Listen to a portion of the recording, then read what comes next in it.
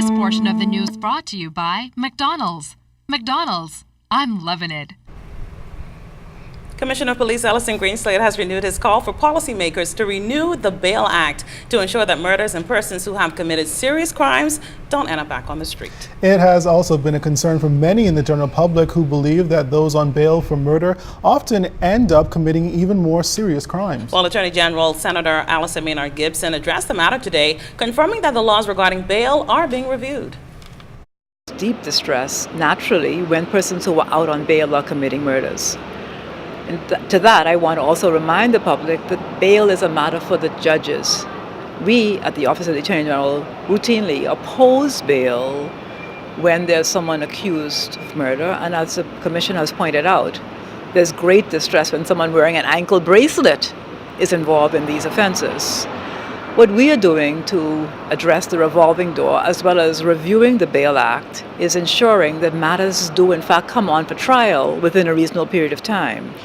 And again, the mark of the things are going in the right direction, so we are succeeding. We haven't finished, but we are succeeding, we're moving in the right direction, is that recently you will have seen that the persons who attacked Superintendent Fernanda were convicted within 9 months of having been charged. So we have a system that is a broken system. We are fixing it, we are succeeding in fixing it, and we require the assistance of the public in getting it fixed. Maynard Gibson added that the number of accused persons on bail varies, but people who have fears about individuals on bail can monitor the actions of the AG's office online. The Office of the Attorney General appears in bail applications several days a week. And it is possible to monitor all that we do at the Office of the Attorney General on our website. So if you want to know what happened in our bail applications, you can go to the website and see. If you want to know what happened in our trials, you can find on the website our VBS. All that we do, we work for the people, and it's right there on the website. So you can know what happened in a bail application by just going to the website. Well, still on legal news, attorney Jairo Mangra faced possible arrest for being double booked for 2 court proceedings yesterday. It's a story we reported. Now, in fact, Mangra was in the middle of cross-examining a witness in the human trafficking case before Supreme Court Senior Justice John Isaacs for his client Chavanice Hall when he learned his presence was requested before Justice Indra Charles, as he was also due to appear in a murder case where the jury was impaneled. Well, tonight, the Attorney General is speaking out on the matter, saying that far too often private attorneys have themselves booked for multiple cases, preventing swift justice. But Attorney Mangra says that's not the case. Our Janae Noel has both sides of the story. After facing arrest for being double booked for 2 cases, Attorney Jairo Mangra advised the court of his involvement and says he made a reasonable request to represent the accused in a murder trial, but that was not facilitated by the court, forcing Mangra to remove himself and refer the case to another lawyer. And so if that was my request for a short adjournment was unreasonable, then in the interest of justice, I had to do what was best, not only for my client, but for justice itself. However, Attorney General Allison Maynard Gibson reasoned that for far too long, lawyers have contributed to the holding up of the legal system by having multiple court cases at the same time. So naturally, the Office of the Attorney General on behalf of the state was ready to proceed. And it is in the interest of justice that matters proceed. Can you imagine the accused and the victim who are unable to bring resolution because a matter is adjourned? That is an absolutely erroneous view of what attorneys do. This attorney had his calendar clearly demarcated to appear in the trials when necessary. And that was presented. And the courts were aware of that. Does the Attorney General, by saying so, expect that attorneys who are in private practice will sit idly by and wait at the pleasure of the Crown? Mangra further argued that attorneys must earn a living and they can't depend on the Crown for a salary. But the Attorney General believes in the interest of the people, and these actions by local attorneys will not be allowed to continue. So this is an example of the issue of calendaring conflicts where lawyers double book and triple book, now being addressed by the courts. And for this, we are deeply grateful, and we believe that this will endure to the benefit of the Bahamian people swiftly. I'll tell you about double booking.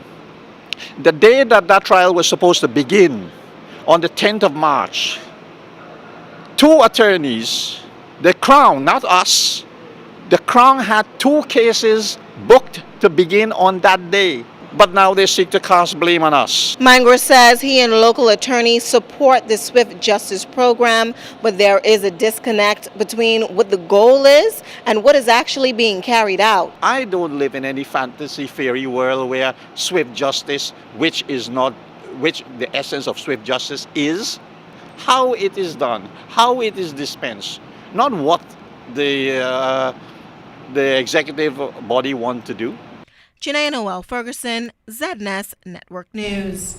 Still on court news, a police detective attached to the Trafficking in Persons Task Force at CDU was among the witnesses testifying in the Chavannes Sasha Gay Hall trafficking in persons case Thursday. The officer testified that she interviewed 23-year-old Hall on a number of occasions at CDU, and Hall said she didn't know the alleged victims and only met them at the airport. However, the officer said Hall indicated that the alleged victims agreed to pay $50 a week for utilities and living accommodations, but she denied that she and a man called Ricky Lang withheld the women's Jamaican passports. The officer said Hall also denied telling the women they could make lots of money in the Bahamas as prostitutes and that they couldn't leave until they paid their debt. The officer also informed the court that they are still pursuing Ricardo Lang, also known as Ricky and Sam, in relation to the matter in the Bahamas or possibly other countries. Under cross-examination, defense lawyer Jara Mangra suggested that the officer was pressured to prosecute the case due to international pressure and a watch list on what Bahamian authorities are doing in relation to human trafficking. However, the officer refuted the suggestion. The trial continues before Senior Justice John Isaacs. A day of swimming for 5 American visitors on a church mission trip ended tragically Wednesday after a 79-year-old man went missing, only to be found hours later dead. LaDon Davis was on the scene of the drowning in the Marshall Road area and has the details in this report. When police arrived on the scene Wednesday night, they met the small group of distraught North Carolina visitors standing in awe, still trying to cope with the death of their 79-year-old colleague. Police Press Liaison Officer Superintendent Stephen Dean explained the group's brave attempt to save the elderly man.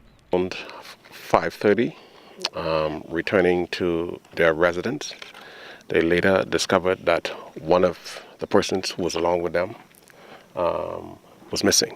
A 79-year-old resident of Charlotte, North Carolina, was missing.